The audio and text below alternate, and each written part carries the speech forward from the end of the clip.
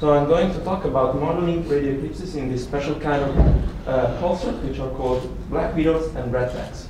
So this work actually started during my master thesis with Professor Andrea Possenti in Cagliari, but now we are going to continue this work during my PhD in Bonn at the Max Planck Institute. So first of all, let's see very briefly what a pulsar is. So a pulsar is a very fast-rotating, highly magnetized neutron star, which is endowed with an approximately dipolar magnetic field, whose magnetic axis is normally tilted with respect to the spin axis. So we also have these very collimated radio beams along the magnetic axis.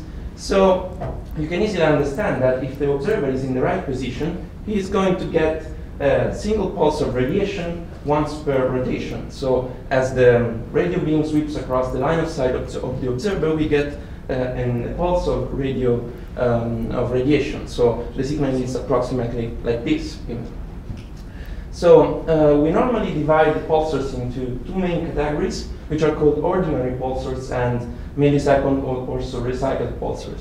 So the main differences between these classes of pulsars are related to their different origin. So ordinary pulsars are normally rotating at a period of about 1 second. They are quite young objects and show very high magnetic fields, and they're normally isolated neutron stars. And on the contrary, millisecond pulsars are very often found in binary systems, and they very likely, we are almost sure that they come from a previous low mass X-ray binary phase in which the neutron star had accreted matter from the companion star. So by acquiring mass and angular momentum, it was able to reach rotational regimes with periods of about 1 millisecond. So since this process takes quite a long time, these kind of pulsars are also much older, and the magnetic fields are also lower. So let's now move to another class, which are called eclipsing binary pulsars. Those are actually a subclass of binary millisecond pulsars, which, as the name suggests, have a very interesting characteristic, which is they show periodical modification or even complete disappearance of their pulsed signal at specific orbital phases. And we think that this is due to the presence of an ionized gas cloud that surrounds the companion star, and that once per orbit intercepts the radio signal from the pulsar. So other very remarkable features are the fact that they show very tight and circular orbits and very low mass companions. So after the discovery of the first such object in 1988, the new discoveries, especially over the last 10 years, have revealed the existence of two different distinct populations, which we now refer to as black widow and redbacks. So what actually makes these two categories different from each other is not only the mass of the companion, which is quite higher in the case of redbacks, but the main characteristic which differentiate them is the origin of the ionized gas cloud. So in the case of, black widow pulsar, we have evidence of ablation. So probably the very strong wind coming from the pulsar impinges on the companion star, which is very close to the neutron star, and literally lets the outer layers of the stellar atmosphere evaporate. In the case of redbacks, the ablation process is less important. So we think that the ionized gas cloud actually comes from Roshlov overflow. And in fact, in this case, we do not see degenerate companions. So in this slide, you can see a schematization of this kind of system, and you can easily understand how, for most of the orbit, we would receive the pulsar signal as that of a normal binary millisecond one. But if we approach superior conjunction, then the gas cloud starts intercepting the radio signal. So the radio signal itself coming from the pulsar is either absorbed or simply reprocessed. So the signal looks different. And here you can see the typical signal in yellow of a black widow pulsar as a function of the pulse phase and the orbital phase. You can see the gap, which corresponds to the superior conjunction interval of the orbit. So in this case, you can see that the signal is absorbed completely. But also, you can see that the pulse at the eclipse egress is also slightly delayed in pulse phase. And in order to understand this effect, we also have to know what dispersion is. So normally, the pulsar signal travels across the interstellar medium, which also has an ionized component, and for this reason, it is a dispersive medium. So a medium in which radiation propagates at different speeds according to its frequency. So we actually have a difference in the propagation time of two signals of different frequencies, which depends not only on the frequencies themselves, but also on a quantity, which we call dispersion measure. Dispersion measure is actually the integral along the line of sight of the electron density.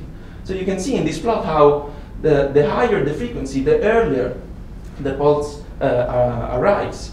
So we can now understand why we see the slight delay in the case of black widow pulsar. We normally correct, in fact, for this dispersion effect due to the interstellar medium, but we do not take into account other possible sources of dispersion. And in the case of black widow pulsar, the additional dispersion is given by the ionized gas cloud around the companion. So that before being absorbed, or also after the eclipse phase, makes the signal, the pulses come later. So why are eclipsing binary pulsars so interesting? Well, there are several reasons for that, but in my opinion, the most interesting one is the fact that they are a very interesting, very powerful tool for probing the recycling model. Because they are thought to be the missing link between X-ray binaries and binary millisecond pulsars. There are also other questions and issues that should still to be addressed. So in my thesis, I actually tried to give an answer to two of them. So what is actually the actual mechanism responsible for the eclipses, and what is the geometry and the physical properties of the mass outflow spilling off the companion. And of course, in order to give an answer to these questions, not only do we need good quality data, but also a tool which allows us to make predictions. So for this reason, along with my supervisor Andrea Possenti, I developed the code in Python which simulates these kind of systems. And it is able to simulate 4 different mechanisms in different geometrical configurations for the binary. It also takes into account different physical characteristics for the pulsar and different density profiles and temperature profiles for the gas cloud. And of course, it is also able to take into account the instrumentation that has been used to acquire the data, which we are going to compare with the code. And there are also other functions that allows us to compare the data with the theoretical prediction. So in this slide, you can see different geometrical configurations for the gas cloud in yellow, which reflects some of the configuration explored previously in literature. We go from the isotropic mass outflow, for example, that of a very strong wind coming from the companion, to more complicated geometries, which, for example, could take into account the presence of a shock, and so a bow shock at the interface between the pulsar wind and the mass outflow from the companion. So after developing the code, I applied it to 2 cases, and the first one is an eclipsing binary pulsar in a globular cluster. So for this object, I have the data relative to 11 years of observation at 1.4 gigahertz acquired at the Parkes Radio Telescope. And as you can see, this system is interesting because we do not witness any actual absorption of the signal. So in this plot here, you can see the timing residuals of the pulses. So the timing residual is actually the difference between the time of arrival we expect to see for a particular pulse with what we actually observe. So if our model actually takes into account every single effect that could make the pulse delay, we would see that all the pulses, which are represented by these points, would scatter approximately Gaussianly around 0. But you can see how around 0.25 in orbital phase, which corresponds to superior conjunction, we see an excess time delays in the pulses, which are still visible though. So for this reason, I binned the residuals as in orbital intervals and tried to fit this data with my code. Of course, imposing the fact that we do not see any absorption. So as absorption mechanism, I considered both the free absorption and the Raman scattering, which are the two main absorption processes explored in the literature, and both in isothermal and adiabatic regimes. So as you can see here, we have the best fit curve plotted against the data, and as you can see, the residuals are quite symmetric with respect to phase 0.25.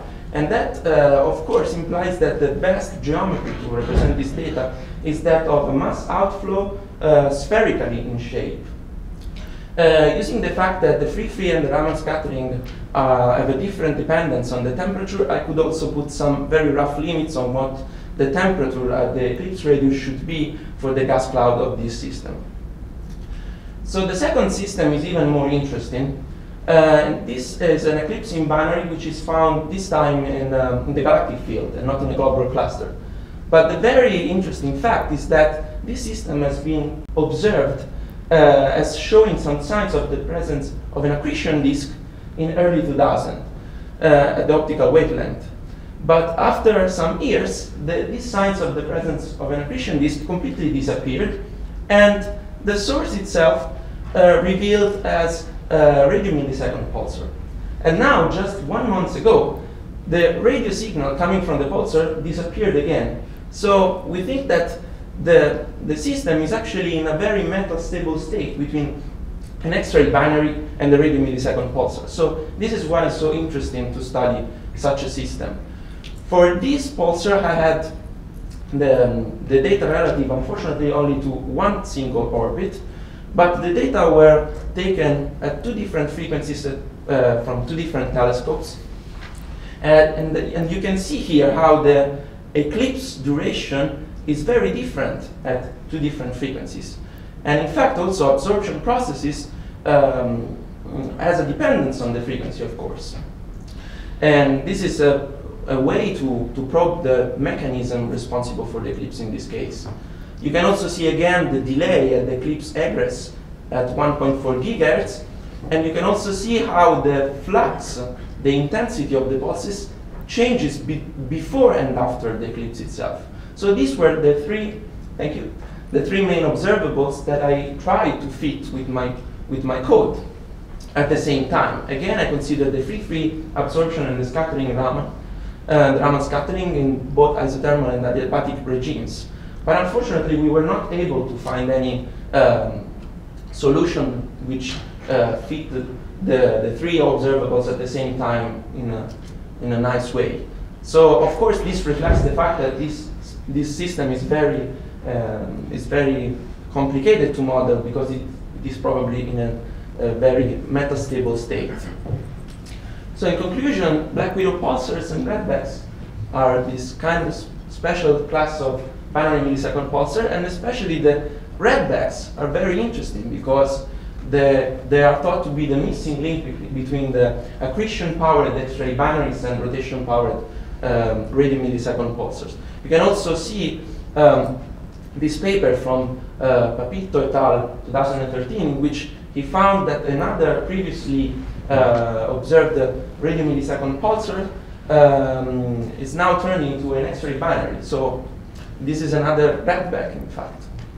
So the code that I developed with my supervisor would hopefully allows us to probe these systems, not only this one that I have shown to you, but also other systems which are going to be observed in the future. And in fact, we have just submitted in Germany with at Max Planck Institute with the collaboration of the Bielefeld University a proposal to the European Pulsar Timing Array collaboration, a proposal for an extensive observation of these systems, which are black widows and redbacks, with the 5 telescopes of the collaboration.